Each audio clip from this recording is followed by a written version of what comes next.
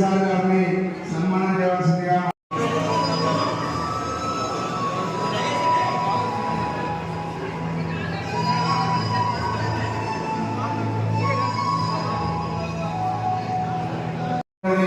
మళ్ళీ 4 రోజులు అయితే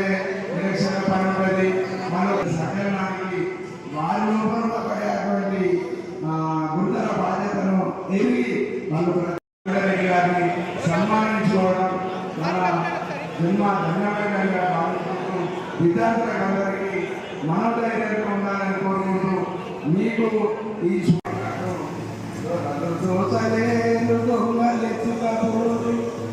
హృదయము వచ్చి పంచుకోరు